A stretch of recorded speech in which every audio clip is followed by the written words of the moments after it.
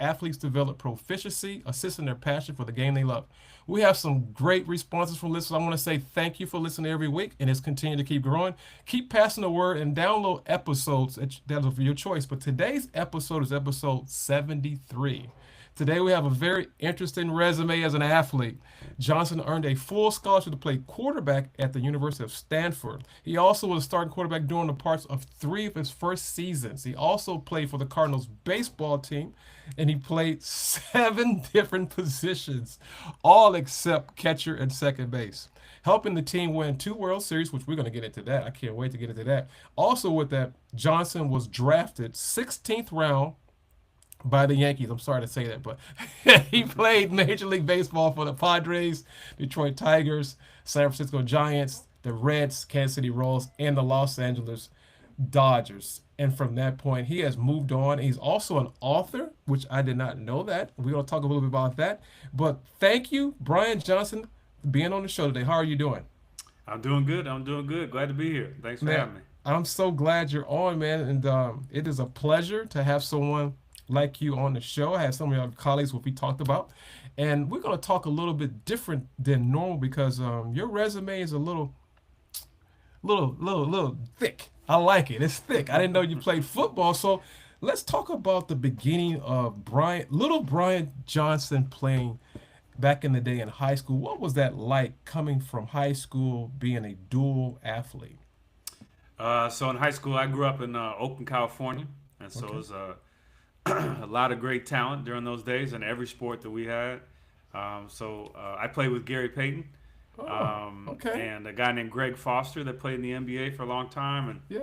and a couple other guys that went on to play college ball. A guy named Kevin Stevenson and a couple other guys, and so we had a pretty good squad, and it was just at that point in time I found that I was a better student Okay. the busier that I was. Oh, okay. And so when I had a lot of free time in my hands, I didn't love school. I wasn't real great at it. During that time, it was hard for me to stay focused. But if you tell me, hey, you got to have good grades in order to play basketball, play football, play baseball, then I'm locked in, and I got great grades. So You gonna make it happen, huh? yeah, so that was important for me, and so I needed the sports in order Mm. for me to do well in school.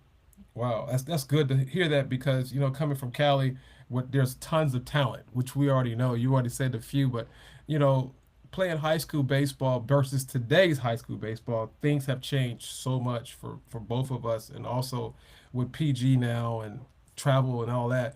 Yeah. My question to you is this: being a dual sport athlete, what was that really like in California for you? I mean, you said you didn't like school, which I didn't like school either. I didn't like school at all. But my question to you is this: you went to Stanford, Brian. You didn't. You went to a very prestige school, so you had to do something good. And how did that come about? Yeah, just kind of got after it. I got into a lot of trouble in middle school Okay. and Okay. kind of got into drinking. I was hanging out with, playing baseball, so you constantly, or playing, as a good athlete, you're constantly hanging out with the older folks. Yes. And so I got into drinking and they were drinking, so I started drinking. I didn't know what I was doing. I didn't like the taste, but whatever, that's what everybody else was doing. So I got kicked out of I got suspended because me and a buddy of mine, we were just going crazy Mm. and so the turning point was when I realized I had 2 younger brothers, and I realized I Okay. was setting a bad example for them. And so from that point on, I got reinstated. Luckily, there was like a big hearing and all that. So Mm. um, my buddy, unfortunately, the guy I got in trouble with, he Okay. ended up going to jail for 8 years. Oh. Shortly after our time, we got in trouble in middle school, where Mm. he and 3 of his other buddies were hijacking taxi cabs at gunpoint and Wow. driving around and getting money from their fares or whatever, Hmm. and then they go dump the car, and they dump the driver like in the bushes somewhere and tie him up. It was crazy. Mm. Okay. So anyway, so you know I was very close to like all of us as kids, right? Very Yeah. close to going the other way and getting sideways with my life in a hurry. And so when I got in trouble, before my friend got in trouble, I realized I wasn't setting a very good example for my brothers. So I cared about them, and that I was embarrassed by that, and so I just turned my life around. What I mean, in hindsight, people talk a lot about God moments. My God moment wasn't until later, but I Okay. think he helped a little bit in this one for me. Even though I didn't know who he was, Was right, right, it really turned things around. So I started getting so middle school or junior high school back then, right? right, right. It went up to ninth grade. It was seventh, eighth, and ninth grade was junior high school, and then high school started 10th, 11th, and 11, 12th. 12. So I just got after it and had great grades from that point out, and having the three sports at the same time kind of added to the formula, and I got Right. accepted to Stanford, and I graduated in 4 years. So Wow. it worked out pretty well. Wow. So basically, I'm gonna put that out there. It was a God moment, and it was a God moment, which Yeah, we already shared my testimony, which me and you talked about that before we came on. But yeah, that was a God moment. I'm gonna say that was a God moment. People don't want to say it's a God moment. That's a God moment. yeah. And you know what? I like to say I like what you said because you have to be transparent, so the listeners and the young people and the parents need to hear stories because Hmm. they think just because you've made it to that certain level of a profession or a job or skill, you haven't had no problems. And that's Sure. far from the truth because we live in a sinful world, and sin's gonna happen. It's just like we say, you choose life or death. It's your choice. It's a choice. With that, getting back to what we talked about when you're from California, which we know back in the day, California, just like Chicago, just like Miami, which are where I'm at, it's not an easy place to grow up in general. Not anywhere, but those are some big cities that there's always things in front of you that can guide you a different direction. With that, can you educate some of the high schoolers what you think was that moment that kind of put you over? Was it a mentor? Was it, we know it was a God moment, but was it someone that spoke to you? Did you get a wake up call? What was, so for the listeners can understand when they have a moment, it's still not over yet. Yeah, it was, and again, it had to do with my little brothers. But I did have, I had several mentors around me, a lot of good people around me. They're, trying. I had a math teacher, I had a history teacher that went to bat for me, and just said, I was just kind of a. It was a public school. We didn't have sports after school, or we didn't have really an athletic department, and so They were trying to kick me out of the whole school district when I Wow. had the drinking run in, and so these two teachers, math teacher and the history teacher, they went to bat for me and said, "Hey, he's a decent kid. He just needs something. He just needs his sports because he doesn't have anything to do, and he's just not motivated unless he's playing, and Mm. that's just kind of the way he's wired." And so they gave me a second chance, and so they had to let my buddy get a second chance, and so honestly, looking back on it, it's a whole lot easier to go sideways in Yeah. life, Yeah. right? Hmm. It's I mean, you talking about God stuff. I mean, the reason why I never gave God a chance till I was 40 is because I didn't want to be held accountable. Ooh. I want to do Okay. what I wanted to do. I I want to got you. do what felt right for me in the moment. I wanted to do whatever it is I wanted to, and I didn't want anybody saying nothing to me about it. I got you. So that was kind of the mentality, and that kind of carries over into the sports, right? Especially Right. as a professional athlete, Right. you are by definition a narcissist because you have to be. Your body is producing money for you. You got to take care of your body. You got to get your rest. You got to get your work in. I was married to baseball. And my wife was my mistress. I hear you, bro. Um, I hear you. because that's what I had to do. And she turned out to be a doctor, so she was married to her medicine, and Right. I was a side dude, while she was trying to get her stuff. So Right. Right. you got to be dedicated to what you're doing in order to be good at it.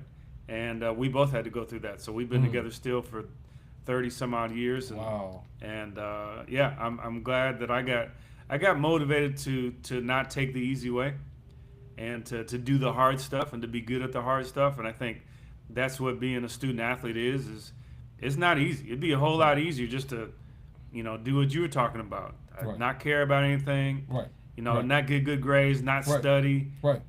do everything wrong. That's easy.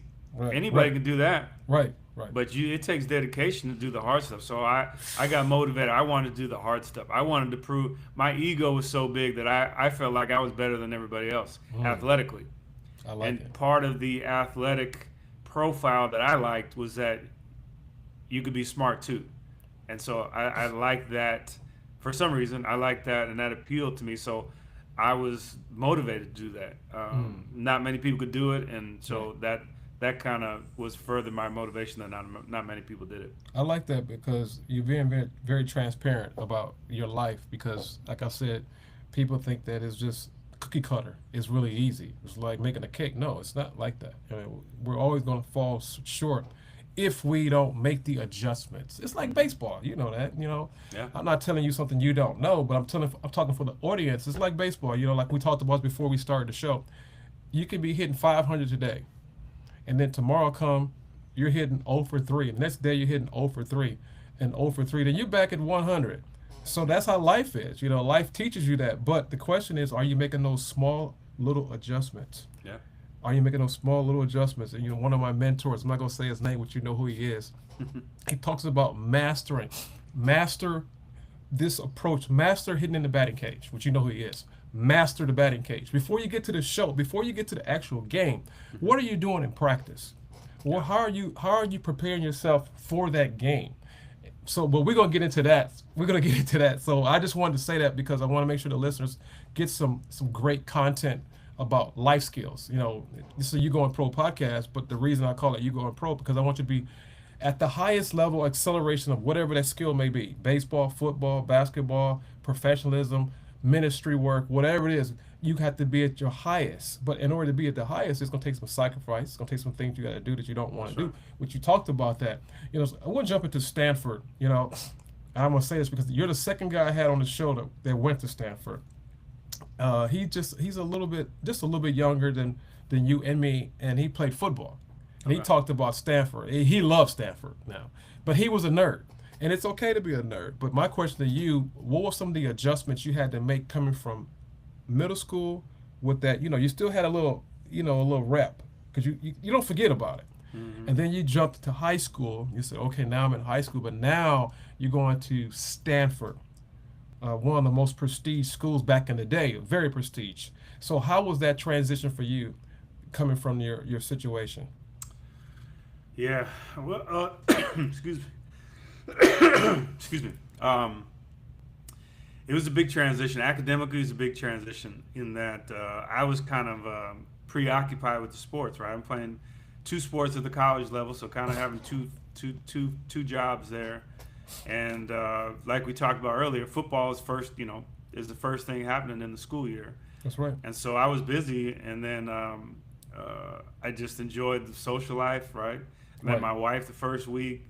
Oh, Hanging okay. out, having a good time, and met some pretty cool people. So, I kind of let the academic, the books kind of get to the wayside, and so I got put on academic probation the first semester. Mm. And Like I I can't, did. Like I told you about me when I got on probation. yeah. And so it was kind of a shock because it was all about this humanities class, like the Iliad and Homer, and I couldn't get it, and it just was not interesting to me at all. I was like, really, I don't want to read this stuff. So, my grades showed, and so from that point, so that whole rest of the year, I was on probation. So I had to. You asked me what kind of adjustments I had to make. I had to make adjustments quick, or I wasn't going to be able to play. Here it is, this campus, beautiful stadium, but beautiful. Both football and baseball stadiums are beautiful. Great opportunity, and here I was screwing it up.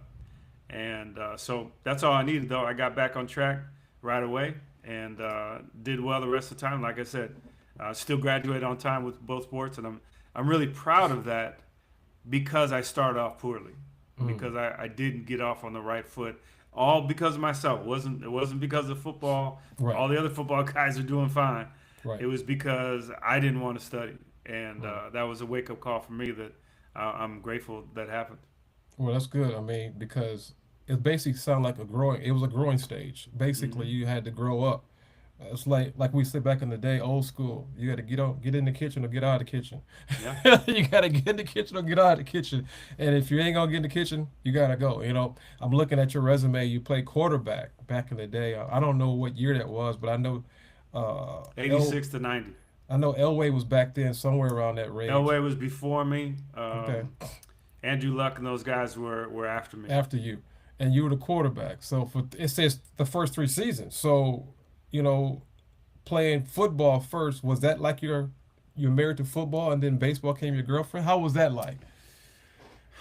Yeah, no, I think I was always married to baseball, but football was always kind of the attractive side chick that was kind of like, I don't know, I want to give that a shot. I want to see if I'm See, really good at that. I got you. And so it was kind of the sexy one on the side. Okay. And Yeah. so I really had a great time. I really loved playing the football part, and we had a pretty good team. We didn't do real well in the standings, but we had a lot of talented guys, and so it was fun to play. You know, he played against the Trojans at USC with Rodney Peete. You know, Troy Aikman was at UCLA. So just a lot of talent all around. It was really fun to play, and so I kind of played a lot. Football is kind of dominates things, so football kind of took over in my college years. I played both. Had to do both in the same day. Sometimes spring football and Mm-hmm. then run over and play a baseball game. But I really didn't. Baseball wise, I didn't put as much time into it as I did football, Oh. and so it was interesting. I had to. I was the quarterback. I had to be there all the time. There wasn't really any way around it. Mm-hmm. Um, so then when I was drafted my junior year by the New York Yankees, and I had been drafted by the Montreal Expos out of high school, but I turned that down because I wanted to go play football and baseball, and Okay. I wanted to get my degree. Okay. The Yankees drafted me in the 16th round in my junior year of college, and George Steinbrenner wanted he really liked John Elway, and so he wanted another John Elway, and so I kind of benefited from John signing with them, but never really playing with them because he went and played football. But so that was beneficial for me. I would have liked to have had a second life and given the NFL a shot at that Right. point, Mm-hmm. but I had to evaluate. I had to be honest with myself. Hey, I was 6'1", 6'2" quarterback. I could move in the pocket, but I didn't run fast. I could throw with anybody, so that wasn't a problem. So I had to get with a really the perfect offense for me. So at that point, it was the West Coast offense. Right. San Francisco 49ers Right. and Bill Walsh were making that big, and so that's the kind of offense I needed. And that it would have been a struggle if I played in a different type of offense. Whereas on the other side, on the baseball side, I was bigger for a catcher. I was drafted as a catcher out of high school. I didn't want to catch. I Uh-huh. didn't like it. It was hard. It was dirty. It was painful. So I felt like I thought I could play shortstop, and I was. But I did that one year in college, in the summertime in college, and I realized I didn't have enough range, and I I wasn't got good you. enough to play shortstop. So that was a great moment for me. It was Mm. perfect in that I was like, okay. I was listening to what the game was telling me. And the game was telling me that's not the spot, that you need to be back behind home plate. And so that's where I really wanted to go. And I got drafted by the Yankees. They wanted me to play third base. I was drafted as a third baseman. Oh. And so after I got drafted, I was like, hey, can I go back to catching? And they said no. Wow. And I said, well, come watch me play. I'm playing a semi-pro game. I'll Right. catch there. And if you don't like it, I won't do it. But if you know, I want to show you what I can do. So they came and watched. I did it, and they were like, okay, you're a catcher. And that was pretty much it. I was a catcher for the next 20 years, Wow. or Brian, 15 years. Yeah. wow. That's pretty good because reading your resume, you played everything at on the Yeah. Stanford Cardinals baseball team except catcher and second base. Exactly right. I'm like, And wait that a was a, minute. and that was a great experience, right? Because I got to you when you play lots of positions, right? That's why I really wish kids would be able to play lots of sports, right? Mm-hmm. Playing many sports allowed me to learn how to win as a football player, as a baseball player, as a basketball player, and how to compete, and how to I find the got you. angles, and how to in crunch time, how to be, make it happen. And the same thing with playing multiple positions in one sport, in baseball, in that I had to learn how to do things well, right? And I had to be able to find a way to get it done. So when I eventually went back to catching, I had a great perspective because I knew what the first baseman was thinking. I knew what the Right. shortstop was thinking. I knew what the outfielders were feeling and what they wanted. And so I had a great perspective, even pitching, because I pitched a little bit. Okay. And so it was a great learning experience in college to be able to kind of sow my oats, right, in a baseball sense, and get all that out of my system and go back to what was best for Wow. me, which was catching.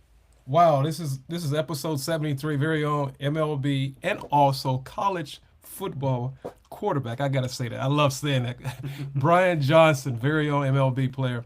We have him live on the show today. But Brian, I got a question for you. You talked about playing for Stanford. You talked about getting drafted by the Yankees. My question, now this wasn't even on my notes, but you just brought it up.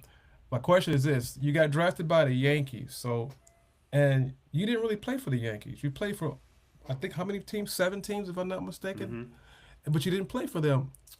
I How didn't was it? play. I didn't play in the big leagues with the Yankees. I played rookie ball, what we call low A ball in the Low A South ball. Atlantic League in Greensboro, North Carolina for the Yankees, and then I played high A ball in Fort Lauderdale in the Florida State League, Okay. out where you are out Right. there. Right. And so I played 2.5 years, and in the instructional league in there for the Yankees. So the Yankees they were on the cutting edge as far as education, like Oh. teaching Okay. teaching the pro game back then. Their major league team wasn't very good, but in the minor leagues we were loaded. We had Really? guys all over the place. um, Derek Jeter came behind me a couple of years, but Mariano Rivera was Rivera. still starting pitcher when I was there. Jorge Posada was playing second base. Oh, you had Andy some. Pettit was coming up during that time. You had some Gerald guys. Williams was coming up during that time. So anybody who's familiar with the Yankee dynasty, a lot of those guys were coming up during that time. Oh, okay. And so there was not just those guys, but there was a lot of other talent. Jimmy Leyritz was there, but there was a lot of talent throughout our minor league system with the Yankees at that time. Plus, the teaching was excellent. A Mm. guy named Mark Newman was a great minor league director. Uh, Brian uh, Brian Cashman, who's the general manager forever with the Yankees, he was a low level scout and kind of on the development side. So he was Okay. just getting started in his baseball career at that point when I was there as a minor leaguer, and Cash was there, and Brian Sabian was more further along in his executive career, and so it was just really it was George Steinbrenner was the owner of the team, and he would fly overhead or fly his helicopter overhead, and everybody get real nervous around the whole Yeah. complex. Yeah. And players didn't care, but all the employees would get real nervous and be like, "Oh, here comes the boss! Here comes the That's right. boss!" So it was a really fun time to be a Yankee.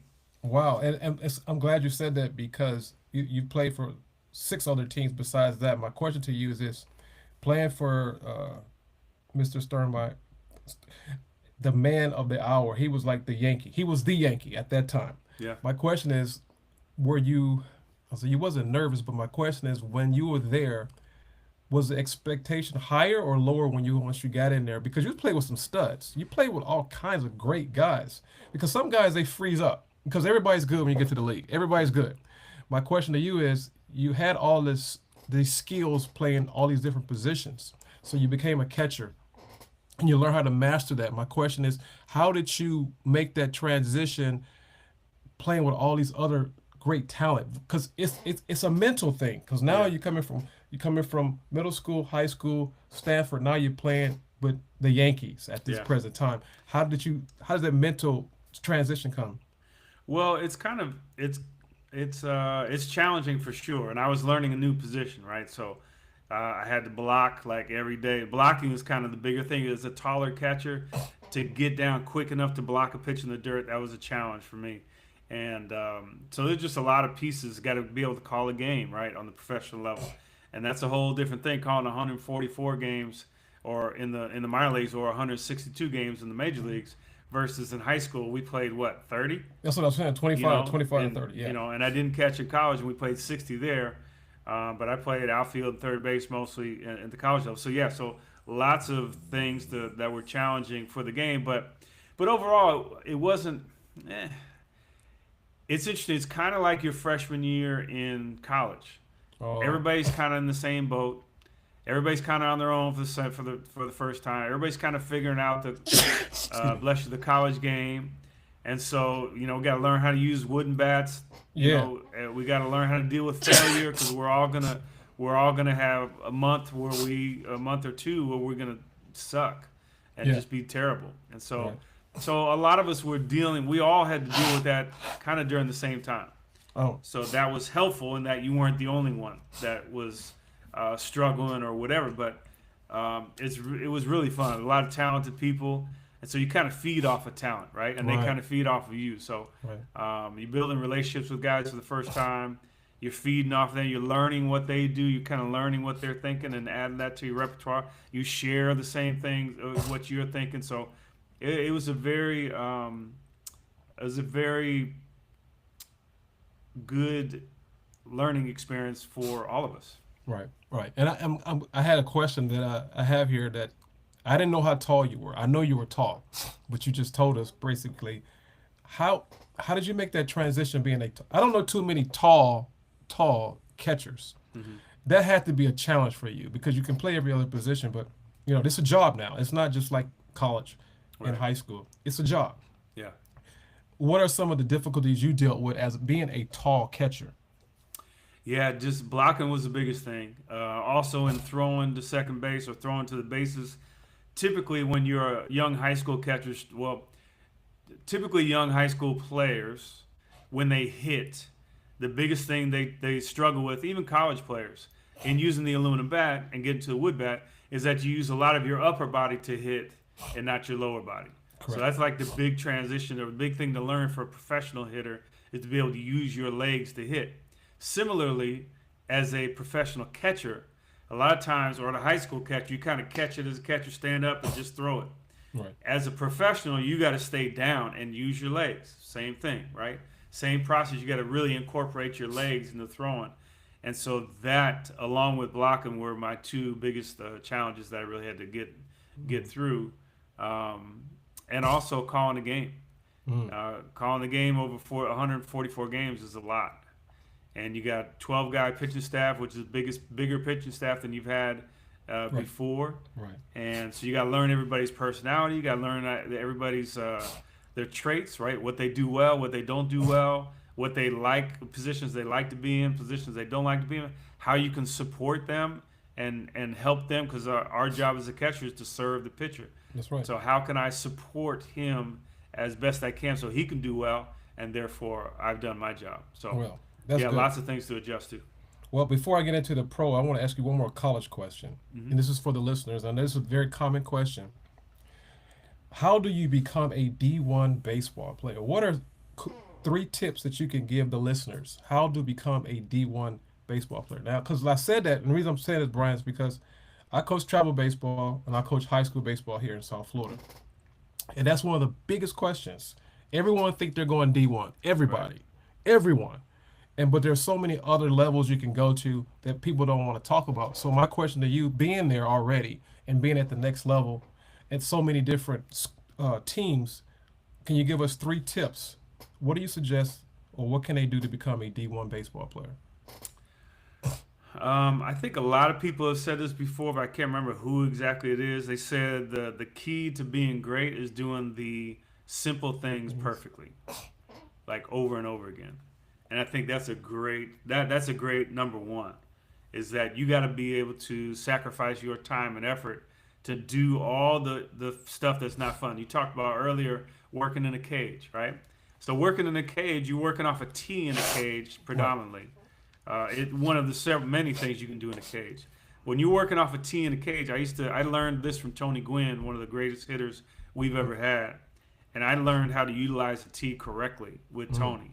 And we used to show up 7:30 hour before anybody else got there in spring training, and we would get on the tee and we would go methodically and work our five balls down the middle, 5 balls outside, 5 balls inside. Sorry. And so each one of them had to be perfect. A backspin line drive about shoulder height to head height to the back of the cage or to the side of the cage, right? So those are perfection. I got So you. anything less than perfection, you had to start over. So if you hit it on the ground, if you topped it in the cage, or if you had a little hook to the line drive, you had to start over. So it seems like just 5 in a row at each spot is no big deal. No, it's a very big deal. And so if you can do that in 15 or 20, right? 5 times 5 times 5, that's 15 swings 15 if you're swings. perfect. But if you can do it within 20, 25, you're a professional. And if you can do it every day of the week, that's the professional mode. So Wow. from an offensive standpoint, from a hitting standpoint, if you can do that in less than 20 swings, or not less than 20, in less than 25 swings, you can get 15 perfect balls off the tee. That's doing pretty good, and you got to do that over 6 months of the year, right? You got to do it every day. Whether if it's a game day, you got to get in there early and just get some done. And you don't want to have a whole lot of swings before a game day, Right. but in the practice day, you want to do maybe you do 2 rounds of 5 at each spot, right? I got you. Or maybe 3 rounds of 5 at each time. But you kind of stick it there. That's number one as far as hitting. Like baseball, people want real things they can touch and feel. Correct. Doing the easy stuff perfectly, that's what you do. That's Also, when it comes to, so that's 1. 2 would be the same idea on the field. So if you're a shortstop, the same idea. Your hands got to be in the right position every time. You got to be underneath the ball every time. And a lot of times we as baseball players now, there's so many synthetic turf fields that everybody's playing on that bad habits are developed as an infielder or even as an outfielder. So we know we're going to get a good hop, so we don't really have good technique going out and get it. So that's the thing. If you really want to be good to play D1, you get underneath every ball on the turf or on the grass or on the dirt. Doesn't matter. Your technique has to be sound every time. Why? Because the difference between high school and D1 and then D1 to the minor leagues and then minor leagues to the big leagues, the difference is speed. I like to talk in real simple terms. The difference is speed. The game speeds up at every level. So if your fundamentals are correct, you can handle the speed. If your fundamentals are not correct and they're flawed and they're inconsistent, you're not going to be able to handle it. You can't be a D1 player. Wow. So that's the difference. So I couldn't even get to 3. Those 2 right there, those are a handful. And what about the mental? I wouldn't know what to give a picture, but it's probably pretty similar. But you have to get a picture to describe some of that. But for an offensive player, for a position player, perfection in the cage, perfection in your fielding. Would you say what about the mental? You got one mental nugget you can give them? One mental nugget.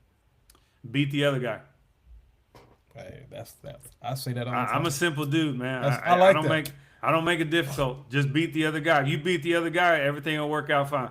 You're right. I mean, because Brian, coaching high school baseball, travel baseball, they're always talking about, well, they wonder why they're not in the lineup. Well, I'm not in the lineup, coach. Yeah. Well, I'm like, did you beat the guy in front of you? Have you looked at his numbers? Well, I don't look at the numbers. Makes it real simple. Yeah, look at the numbers. Well, you're hitting $125. He's hitting 405. And then you wonder why you're not playing. Like, well, coach, I got great defense. Well, that's great, but we need to put some runs. Well, also what you need to tell that kid is also here's your job. Go ahead. Every drill we do, you beat that guy that's ahead of you. Every batting practice, you beat that guy that's ahead of you. In the classroom, you beat that guy that's ahead of you. In football, when you guys play football together, you beat that guy ahead of you. You got to beat the other guy in everything that you do, and you'll earn that starting position. That's awesome. I want to make sure I remember that because I say it all the time. I said, you have to be beating him in everything, but in everything. Not just one thing, everything. Because then you're going to get the coach's attention, the bottom line. Well, that was pretty good, Brian. Let's jump into the MLB because we talked about college, because everybody always has to make questions. Coach, when you going to ask them? They said, Coach Lowry, when you going to ask people about how to get to D1? I'm like, all right, here we go. Let me just start asking that question because everyone has pretty much the same answer, but it's a little different, but it's pretty much the same direction. Sure. That's what I'm trying to say because, like I said before, we're going to get there. But, Brian, you went from the Yankees and then you got the next call up and you learn the business of the game, the business. Because, you're a player, you just get there, you're excited. I made it. I'm here. Now I got to get to the next level. What was that like the very first time you got traded from the Yankees to your next assignment? Yeah, I remember where I was. I had an internship. We were living in Chicago, your hometown. My wife was in medical school, so I was living with her because I didn't want to go back home, right? Right. Like you were saying you did, being in Florida. Right. And so so I was working at the Northern Trust Bank, downtown Chicago. Okay, I know where that's at. And I was sitting at my desk. I know that thing. And one of my best friend at the time, who was also my agent. He was one of my high school coaches. He was a lawyer, a district attorney in LA, a guy named Dennis Young. Okay. He called me and he's like, "Hey, how do you feel about playing for the San Diego Padres?" And the first thing that came to my mind was those brown uniforms. That was back in Joan Kroc, the Kroc family had the team. Oh man, they had the brown shoes, brown everything brown. They brought the brown uniforms back a couple years ago. The Padres nowadays, but they look nice. I still don't like those things. I mean, they're not the best, but they look better than they were. Yeah, they look better than they were. Absolutely, those guys make them look good. Nike's made it look workable and passable, but they were atrocious back in my days. That was and I came up in the Yankee blues pinstripes, right? Right. The one of the great uniforms there is in sports. Back in the day. Oh yeah. That's what I was indoctrinated in professional sports with. And then now you're gonna send me to the worst uniform in baseball with the San Diego Padres, brown. It was the worst. Brown uniforms. I was like, what, really? And he's like, yeah. He said, you just got selected by the San Diego Padres in the Rule 5 draft. Oh. Now, a lot of people know about the Rule 5 draft, the major league part. But the minor league's different. So the major league part is you get taken in the Rule 5. So you are so the Rule 5 draft is the minor league free agent draft, right? So everybody knows the amateur draft, right? How that works. The minor league free agent draft works the same way. Any minor league player that has 3 years of service in minor league ball has an opportunity to go to another team and be entered in this draft to go to another team that needs them. So the major league part. So if you played AAA or I can't remember how that works out, but the major league part is if you get taken from there, like I think from AA. Okay. You get taken from the AA team that you just played AA ball. You get taken the Rule 5 draft in the offseason. That team has to put you on the major league roster like right now. Really? And so you have to stay on the major league roster all year. And if they want to take you off the major league roster, they have to send you back to the team that you were at before. So that's the upper part of it. I was in the lower part of it. I was in the AA Rule 5, to where I was chosen, and I had to stay with them. It cost the Padres like $50,000 to purchase my contract, because the Padres at that point they felt that they were thin at catching, so they went in the Rule 5 draft to try to get some more catchers. And I was kind of like you were talking about, I was kind of the project, kind of the athletic type, just kind of learned a converted infielder, even though I started out as a catcher. But technically I was a converted infielder because I was drafted as a third baseman, so I'm catching now. And so when I went to the Padres, I told you before how the Yankees were so loaded in their system. Correct. Well, we were stacked at catcher too. Brad Osmus was there. A guy named Kiki Hernandez was there. Jimmy Leyritz was there. Yeah. So a bunch of dudes that could play. Right. And I just kind of got started, so I was kind of way down the pecking order. When I go to the Padres, I've had a few years of experience, but now I get a chance to really do something because they didn't feel like they had a whole lot of catching at that point. So it was a blessing for me. I was shocked. But after my initial thought, I was talking to my friend who's also my agent. Okay. He said that year they were changing their uniforms from brown to dark blue and orange. And I was like, blue? Oh, thank you. So I felt really good about it after that. But it was that was the first time I'd ever left one team. I thought I was going to be with the Yankees forever, and so I was a little disappointed, but it turned out to be a blessing in disguise. Well, that's good. I'm glad you said that because you have quite a bit of a resume, and we went from the Yankees to the Padres. So the next question is this: when you got that first call up to the show, who was you with, and what was that like for you? Well, what I remember more was when I was told I wasn't going to the big leagues. Oh. So I made the big leagues coming out of spring training. Okay. I made the team coming out of spring training the following year, so it was like 1994. Okay. But 1993. I was leading the batting championship all year in AAA. Oh. I was the most valuable player on our team. Okay. I was doing well defensively. Everything went well, and I was really killing it at the AAA level in the Pacific Coast League. Okay. And so I thought for sure, and I had done pretty good the year before in AA, kind of towards the end of the year, But I thought for sure this is my chance to get a call up, and I didn't get called up, and I was crushed. Oh. And so they for whatever reason, right? You don't really read into the reason, but they didn't call me up. So I was like, for the last 2 weeks of the season, I was miserable. I was like, what more can I possibly do, right? And so I was feeling sorry for myself. I was boo-hooing and just like, I thought my career was over, because I was like, this is what I got, and it didn't happen. But in hindsight, it was actually a really good exercise for me. And so that next year, I was on fire. I was going to take somebody's job. When I came into spring training, I was so pissed for not getting called up to the big leagues the year before. I was like, all right, somebody's going down. I'm getting in there one way or the other. And so I made the team out of spring training, which is a little anticlimactic, right? Because you think, I get to call up to the big leagues. I get to fly up there. I make my debut. Well, I made the debut with the team, and it was fantastic anyway. But I was able to, call my mom and my dad when they told me I made the team. So that was a big moment. It was all over phone call and all that, but it was a special time.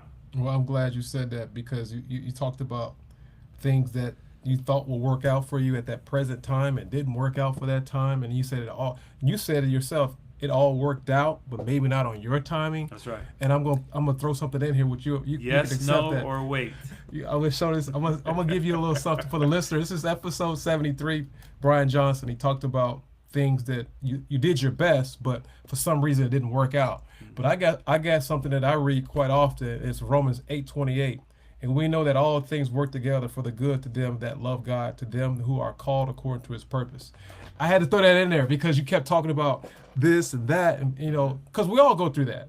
We all go through that, Brian. I'm like, man, I'm supposed to be up now, but it wasn't the right time for whatever reason. Sure. I love what you said. You said it perfect. For whatever reason, and every time you say something, you said for whatever reason it didn't work out, but it worked out.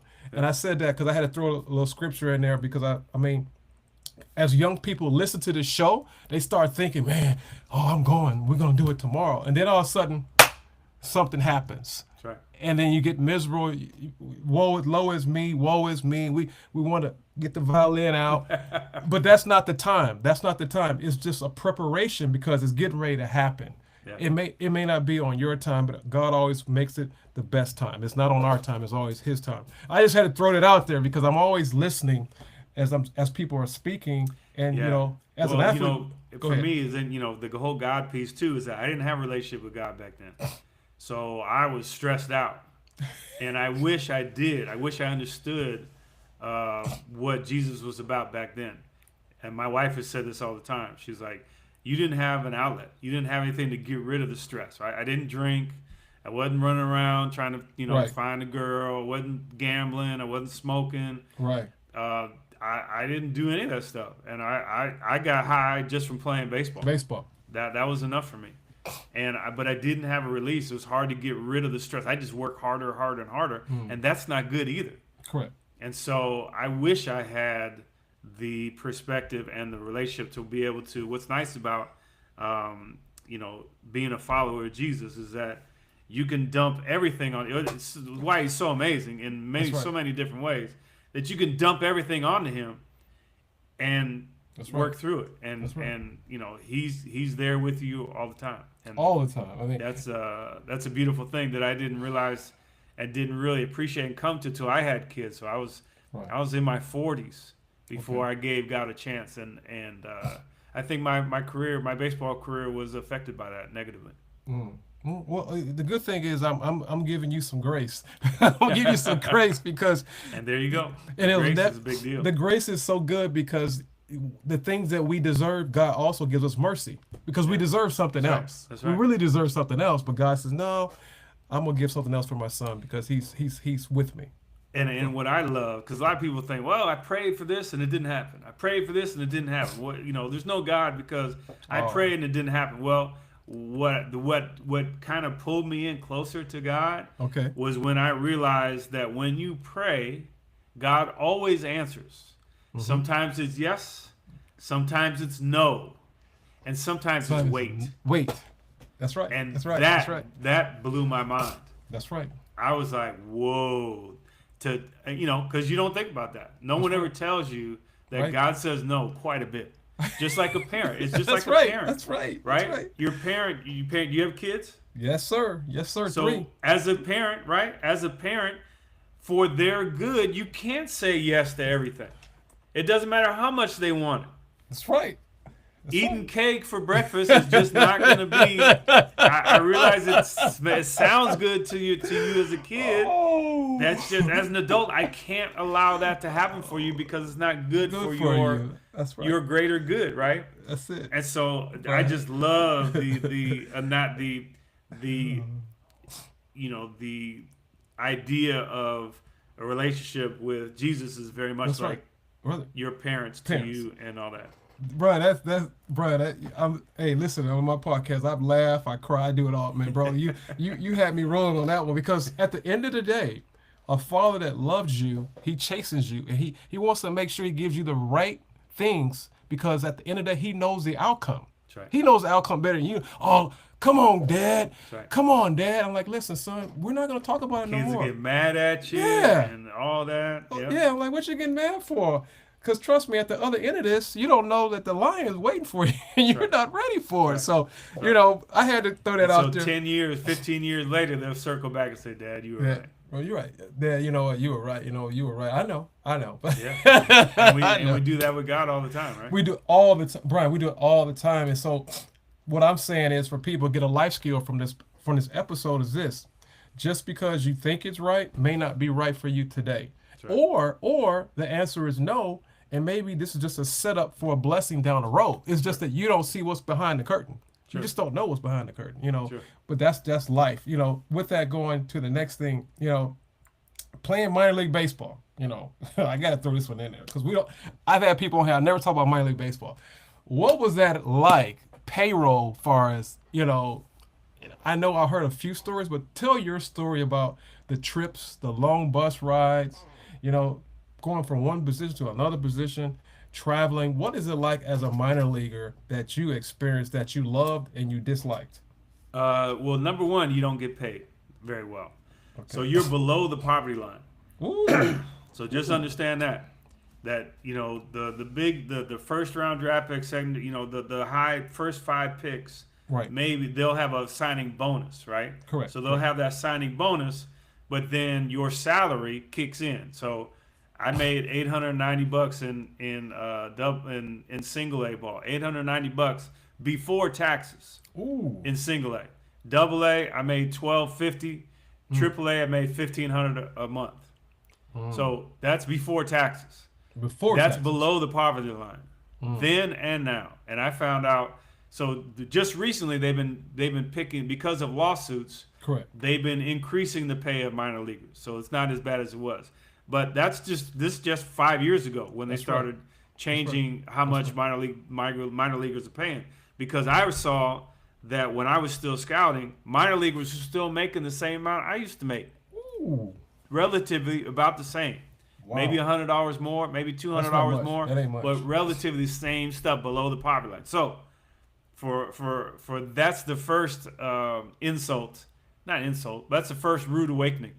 Okay. For minor league players, that you're not making a whole lot of money. Okay. And you got to pay rent, you got to pay for your gas, you got to do all that because you're on your own. You got food, so it's hard to keep your weight on and make sure you're eating right. Right. When you're not making a whole lot of money. No money. So, and you're not cooking. I didn't cook until I had kids, right? So I'm eating fast food every day. Every day. So, that's a big thing. The bus rides were fantastic. They were long, but what's nice about it at the low minor leagues is that nobody's married yet. Oh, yeah. So we all are spending our time with each other. And that's where my best friendships were, with those low minor league teams, the A-ball and AA, right? Because we're all young. We're all trying to get there. We all bring our cars everywhere. We're driving our cars all around the country. So we have transportation in whatever city we play in. Correct. But on our bus rides, we'd make up songs. There's always a comedian or two on the team that just are the funniest people you've ever seen in your life. A guy named Tim Garland was with us. So my group of guys was a guy named Tim Garland. A guy named Tim Garland was from Virginia. Jason Robinson. Oh, is it Robinson? Jason Robertson. Sorry about that. Jason Robertson's from Chicago, Okay. right? Country Club Hills in Chicago, Yes. a little on the south of South Chicago. side. Sean Gilliam went to FAMU and played football and baseball Oh. there. He was Little Bo at the time, right? Little Bo Jackson. And so that was my crew. That was my crew. We hung out all the time. We got our cars washed at the same time and hung out together. Hung out at different college campuses together. We hung hard. And Really? so we were tight. And I never really got the same tightness of relationship ever again because kids happen, marriage happens. You get older, and so the life of a baseball player, like we said, right? You're married to baseball, and your wife is your mistress. So anytime you're not playing baseball, you're with your wife, so she don't leave you Correct. because she's tired of being on her own. Oh, that's right. That's right. So That's that's the life, and you're spending all your time with your kids so that they know you, despite you being gone all the time. That's good, So Brian. that's I like that's that, the man. life right there. I appreciate you answer that question. I'm gonna give you a break for a minute because this is like the seventh inning stretch, and that's called the true triple play. The true triple play is basically past great players that have not been acknowledged, and one is called. His name is Minoso. Minnie Minoso. Minoso. Minnie Minoso. He was born November 29th, 1929, if I'm not mistaken. He died March 1st, 2015. He was a Cuban comic. They call him the Cuban comic. He was a Cuban professional baseball player. In 1946, he played in the Negro Baseball League. He became an all-star. He signed with the very own Cleveland Indians in 1948. I found that out. He was the very first Afro-Latino in the Major League Baseball. Yeah. I did not know that. He also played with the White Sox as well.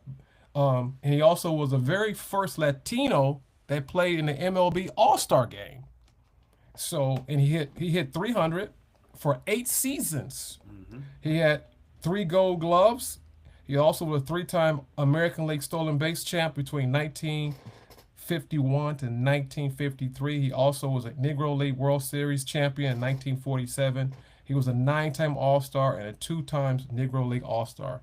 And his name was Minnie Minoso. I hope I pronounced it correct. Minnie Minoso. Minoso. So that's one of my true triple plays. I bring that out. 3 things. I like So, it. you He's like a good player. He played for a long time. Man, so I didn't know he was Cuban. He was the very first Latino. I didn't know that, but that's good to know. That's when he broke the Jackie Robinson, and also he broke the Latino color barrier as well. So that's good to know that was the true triple play. Yeah, Which I like that.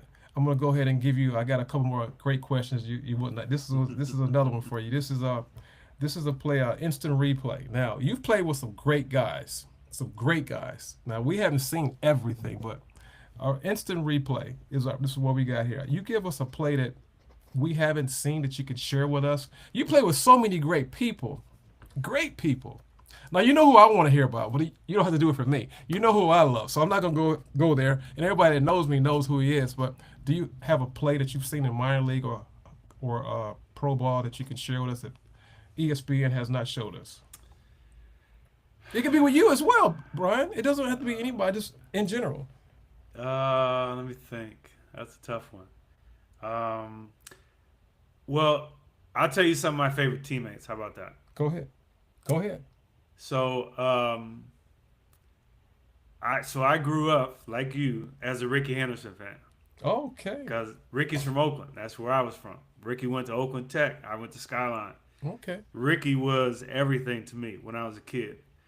And when my second year in the big leagues with the San Diego Padres, my locker mate right next to me was Ricky Henderson. Oh. So that was a big deal for me, and it hurt me when he passed just a few months ago. But Yeah. Ricky was a fantastic teammate, and he was compassionate. He was sensitive. We played for the same Babe Ruth team. Our Babe Ruth coach, a guy named Hank Thomason, back in the day, I'm sorry, we played Babe Ruth for Grandpa Best, Howard Best, but we also played semi-pro with the same guy. And so Hank Thomason was his name. So Hank passed while we were playing together, and it was really kind of a bonding moment for us a little bit, just kind of remembering it. And every once in a while, I would pick Ricky up on the way to the stadium and take him home afterwards. And Mm.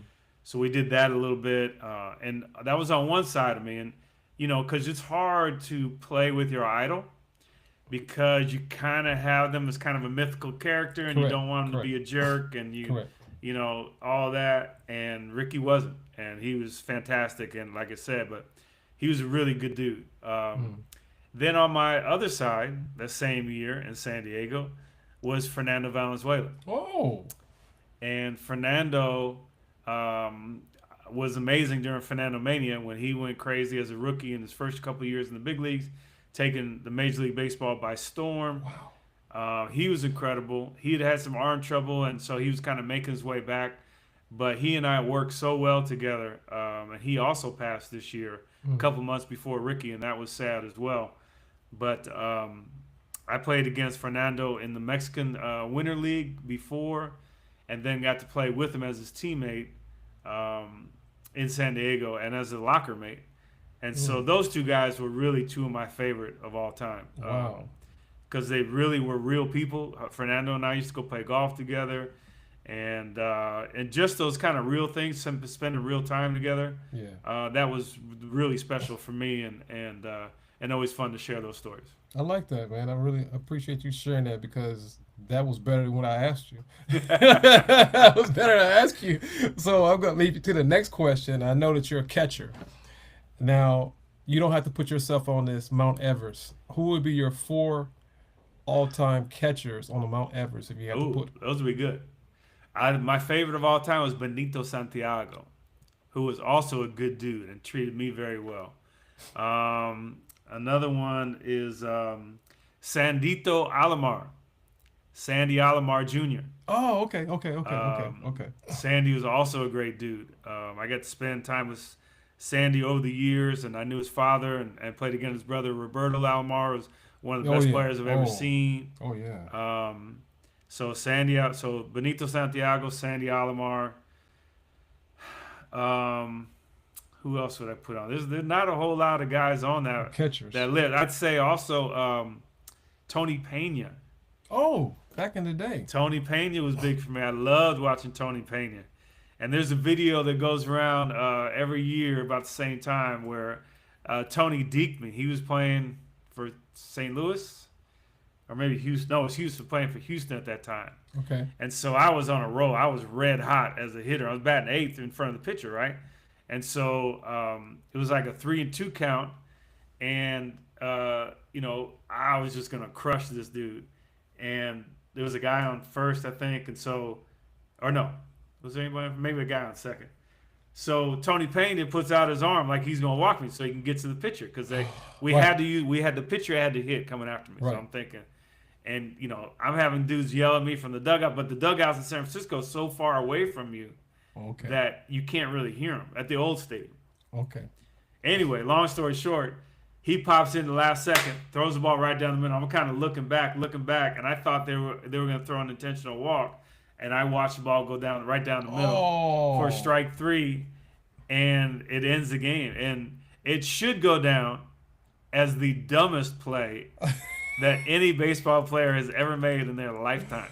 Wow. So that's one of my claims to fame. I don't know if anybody appreciates that that's me on there, but I claim it. I was hoping I'd get into one of these one of the videos with all the guys bobbling the ball, bloopers, falling over the bleachers and all that. I didn't get any of those, but I got that one, and I'm all by myself on that one.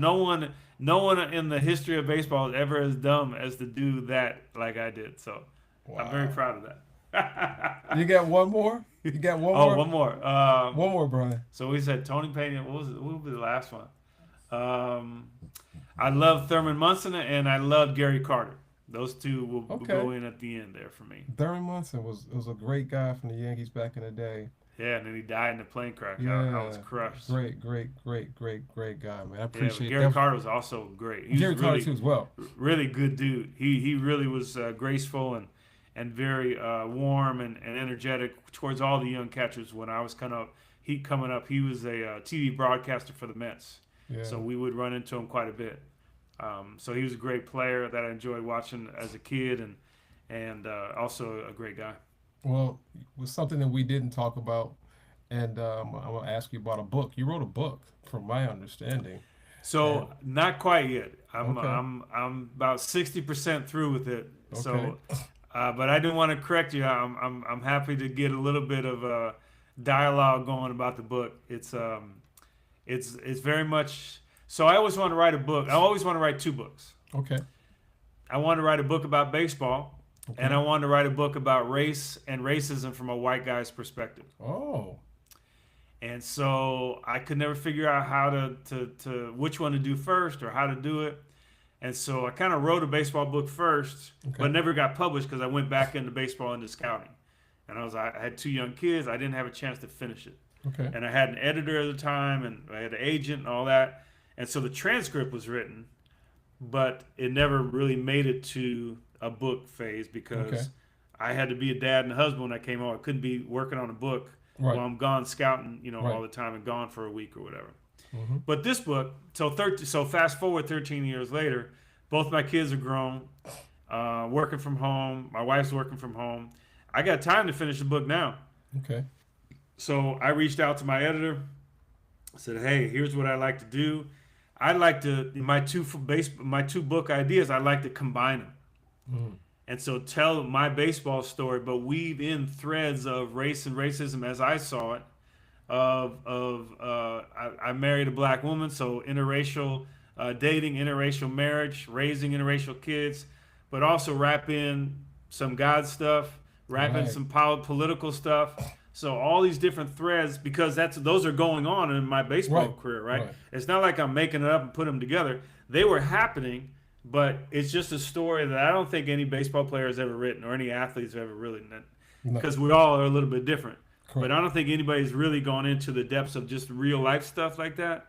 And so that's what we are doing. I'm just about done with the transcript, right? The transcript means the first line of writing. And I once you got you. do that, then you go back and the editor says, "Oh, I don't like that. I like that. We'll bring this out. Talk more about this. What about more stories over here? Put stories over there." So we're just about to hit that phase, and then it'll really pick up steam from there. So I like it. I like it, uh, man. Well, I will promote you. I will promote you whenever you. I'll Just circle back. I'll definitely hey, circle just back don't. Hey, when it's all hey, done, hey, circle back to and me. hopefully you'll have me back on. I'm gonna have you back on because, like I told you before we started, it's growing like hotcakes, and I've got some connections, with some people now, and I would love to promote you. I wrote two books already, actually three Oh, books, awesome! and I'm writing another one right now. So I know about the There you manuscript, go. transcripts. I know about the editing. Oh Lord, the There you editing. go. The All editing right. almost cuts the whole book. Yeah. You start chopping it up. So they're like, I What tell were your my, two books about that you written? I wrote one about a mortgage, wrote how to get a mortgage, because I used to be a Okay. mortgage broker. Okay. And I didn't finish playing baseball. My career was short, which I told you about. And then I had to do something. I said either insurance or mortgages. So I said, if there's a cap, I don't want to do it. I need something that don't have a cap of money. So I Okay. did mortgages. So I taught people how to buy a mortgage. And then it's called If I Can Do It, You Can Too. It Okay. basically talked about, this is back in 1997. It's back when I was going through the things I told you about before we started the podcast, my The, family. the mortgage world, the loan officer world was the wild, wild west back then. Yes, it was, and I was like the king. I was hitting triples and home runs every day Nice. because I was the one that couldn't get a mortgage. Okay. So I actually told the story from my perspective, Okay. how to get one, because most people couldn't get a mortgage at that time. That's when the BC came in and the high lending and all those type of things came Yeah. out. So I'm working on another. I wrote another one. It's called YouGoin'Pro. Basically, Okay. the name of my show, Okay. and I give you tips about how to become a pro from different professional athletes, what they did, and how they achieved things. So Okay. now I'm working on another one right now, and I'm not telling the title because I haven't, God hasn't revealed that title to me yet, because Okay. it deals with high school players trying to go D1. Okay. And because everybody That's a thinks big they're one. day one. That's a big Yeah, one. that's a big one. So I got to make sure the hook is right. But I want to make sure that I don't forget about you. I really want to promote you as much as possible. Like I told you about some of the connections I got, and you got connections too. But you can always use more promotion, regardless. Sure. It's free promotion as well. Sure. Well, I want to talk about one last thing before you go, and I want to say thank you again. This is episode 73, Brian Johnson. It's been nothing. Well, actually, two questions. I had two. I can't forget the one. I got two, and the one. Let's talk about the one first. You have Okay. played with one of some great athletes, some great players, and you know who I really like besides Ricky. You know where I'm going. Yeah. And I want to know something. This is for me. This is for this is for me. This is for me. You played with a guy that I really, really admire as a baseball player. I don't know him as a person. He's the hit king, the home run king. To me, he is. No matter what people want to say he did, I don't care what he did. I don't really care. You still got to hit the ball, no matter what. He hits the ball, and he stole bases. The media didn't put him out as being, he was a villain to the media. Right, which is unfair. Correct. Because they did not do the same thing to the other guys that were using. Now he was using. Correct.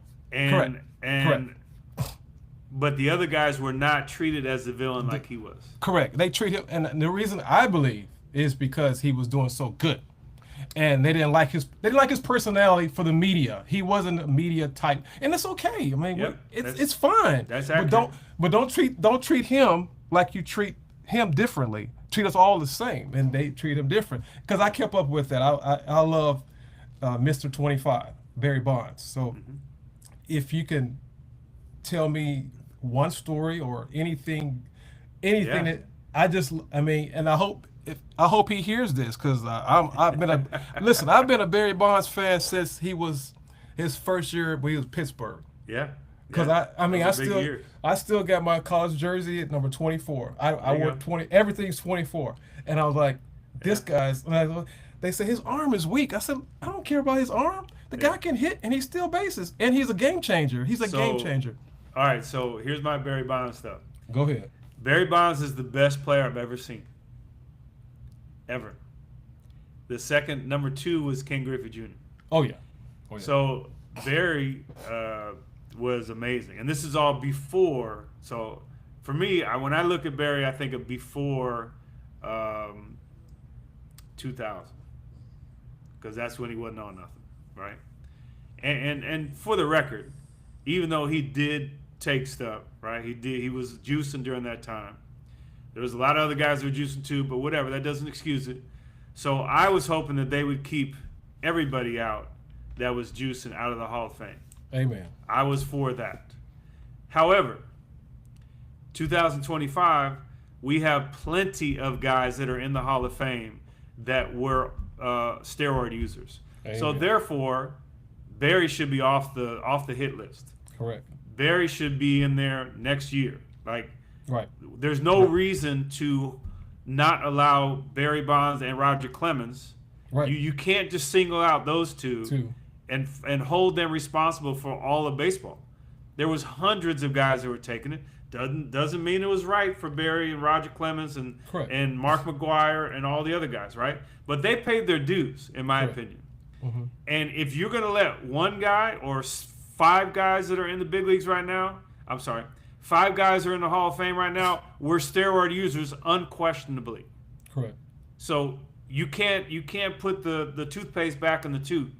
Right. Now everyone should be allowed to be back to go in the Hall of Fame if they're good enough. Right. So that's my feeling about that. But Barry and I always had a good relationship, and it was an honor to play for him. And he's a good dude.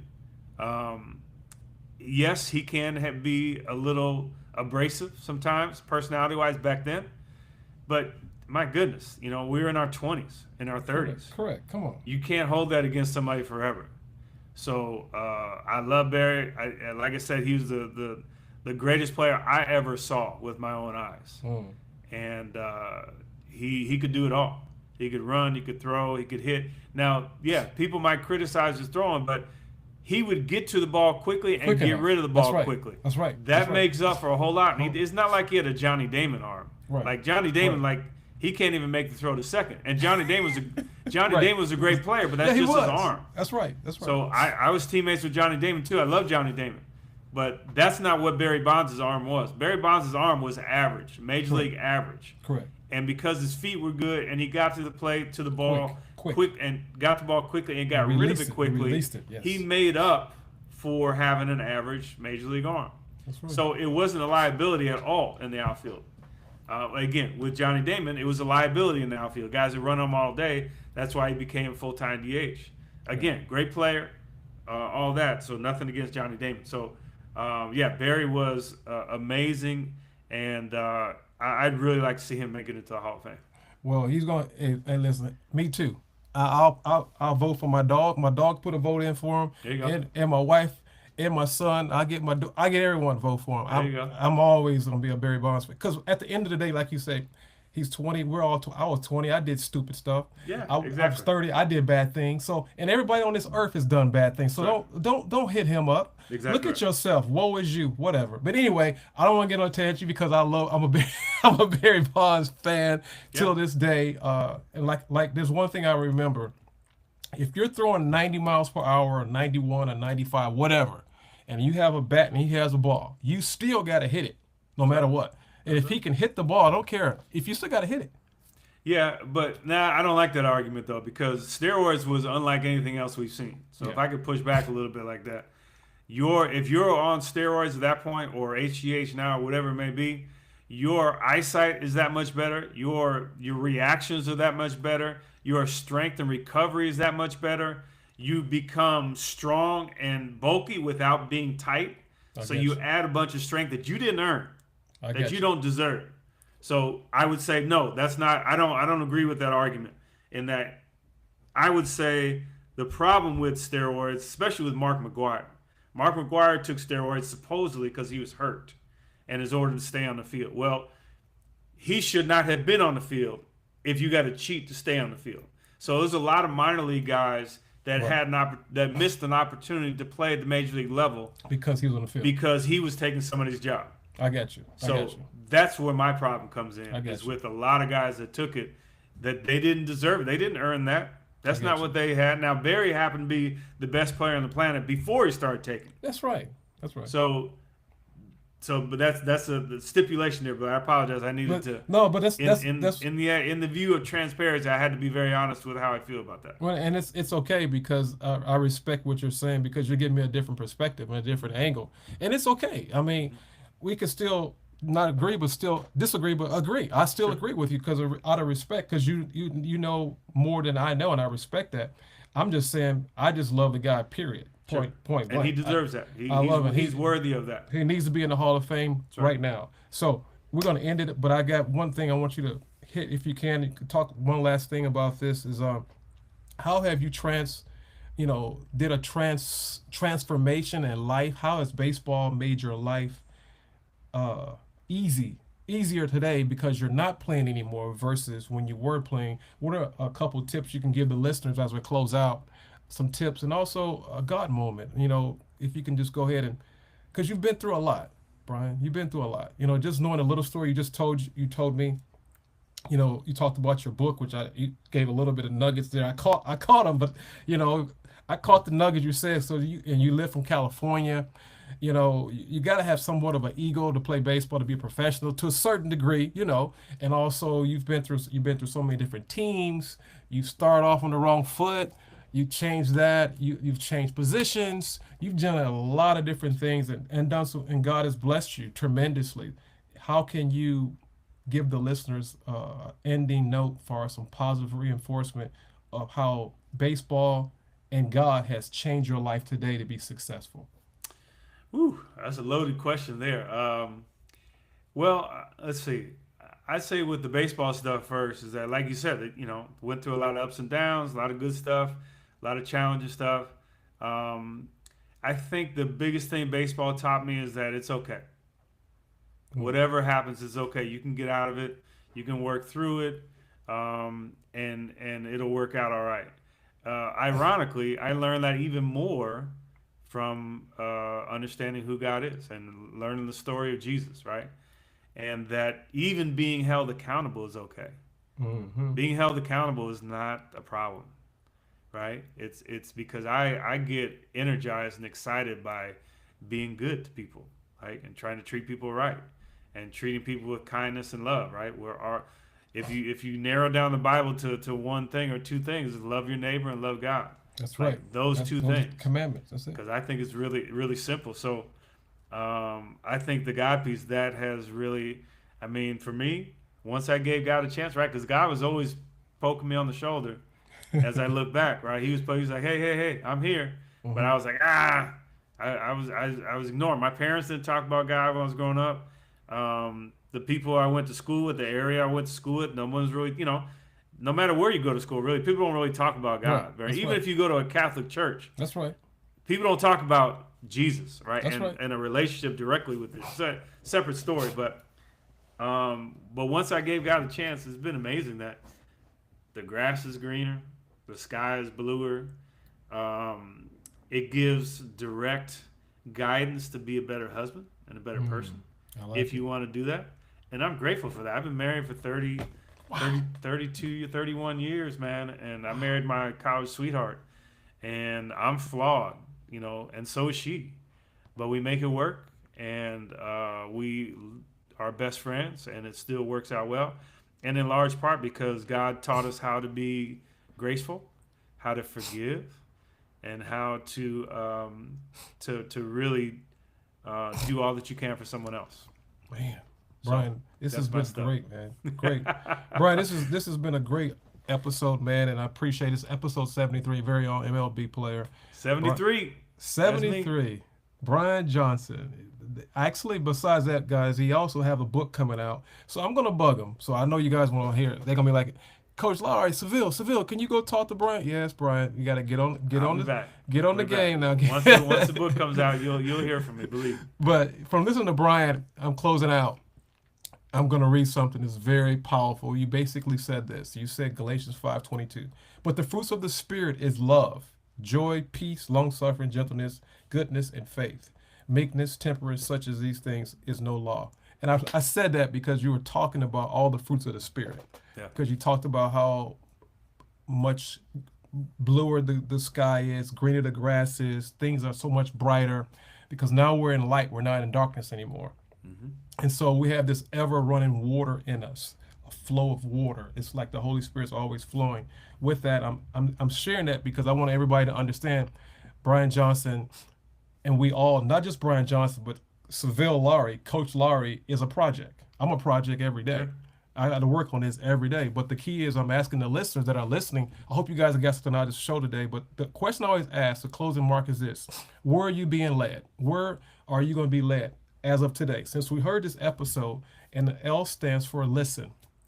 And I say this all the time, Brian. Listen. L stands for listen.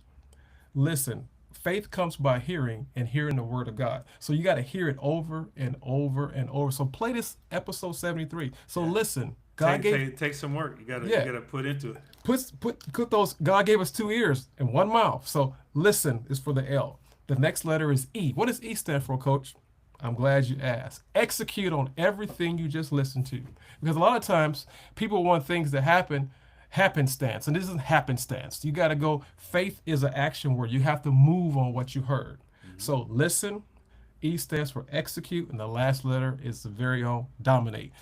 God never loses. He's won every match. He's undefeated. He's a champion of all time. He's the Lord of Lords and the King of Kings. This is Coach Lowry, our very own. Episode 73. Brian Johnson, MLB player, and also soon-to-be author. And I'm going to stay on him, guys. Trust me. I'm going to hit him up all the time so he can get this book out. This is very own Coach Lowry. I appreciate it, Brian. God bless you. As I say all the time, God bless. Never stress. Coach Lowry, I love you, man. Take care. Bye-bye.